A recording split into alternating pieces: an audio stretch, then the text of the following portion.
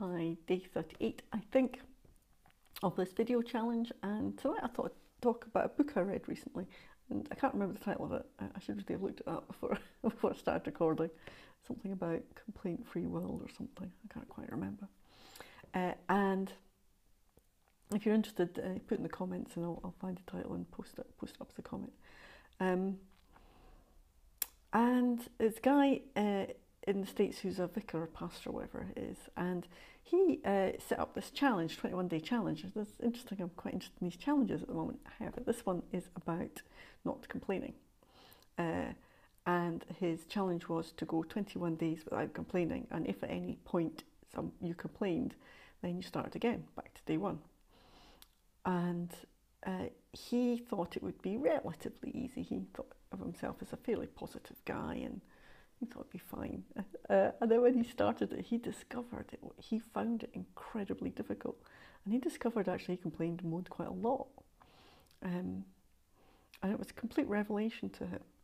And his experience of doing this 21 days without complaining was, he says, it completely transformed his level of happiness, his life, everything. And it got me thinking, because in neuro-linguistic programming and NLP, we think there's a way of filtering information or looking at information where you're either looking at a problem or you're looking at an outcome. And generally in NLP, we want to move, if someone's been problem-oriented, really want to move to outcome orientation. I think I said in another video, when you're problem-oriented or away from motivated, it's often called, is be like saying, someone says, where are you going on your holidays? And you go, well, I'm not going to France, and I'm not going to Germany, I'm not going to the States. Well, okay, you've got a bit more information, but you still don't know where the person's going on their holidays. Whereas towards would be to say, well, actually, I'm going to Italy. And it's much clearer. And likewise, when we set goals, it can be useful to be framing them in terms of what we do want rather than what we don't want. And so it really piqued my interest, this idea of complaint-free living or world or whatever it is, because it seemed to me to fit into that kind of thing of, is it a problem, is it an outcome, is it an away from what you don't want, or is it a towards what you do want? And since I read the book, I started it yesterday and read a bit more of it today, I've really started to notice where I complain. I mean, it seems it's incredible.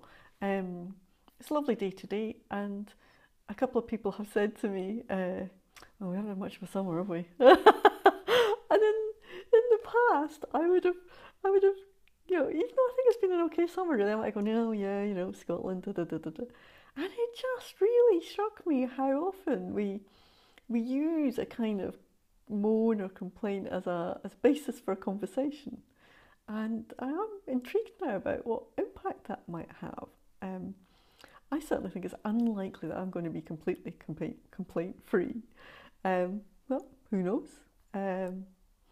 Certainly, I am far more aware of when I'm about to do that kind of small talk that really is based on moaning or complaining. And I'm noticing it more with folk I'm chatting to as well. So while at this moment in time I'm not going to take on that particular challenge, the 21-day challenge, I am going to pay attention to whether I am in the frame of what I want rather than what I don't want, whether I'm in the frame of moving towards what I want or moving away from what I don't want, and whether I am in the frame of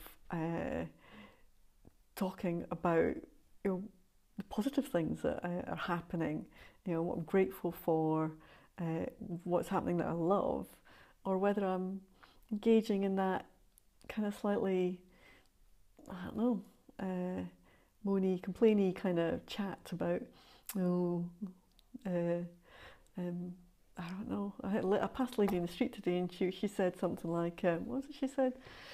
She said, oh, terrible weather, isn't it? And the sun's shining, this blue sky is warm, and I probably would have just gone, oh, yeah.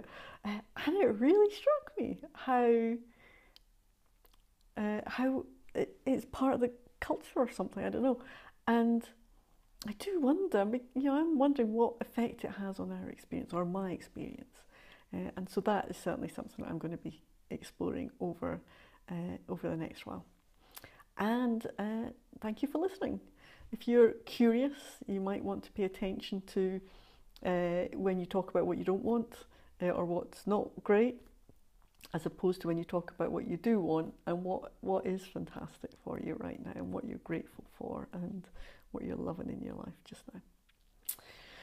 Okay, well, that's me for tonight. I think I might have run over, but I hope you're having a lovely evening, and I will talk to you again tomorrow night. Well, bye for now. Bye.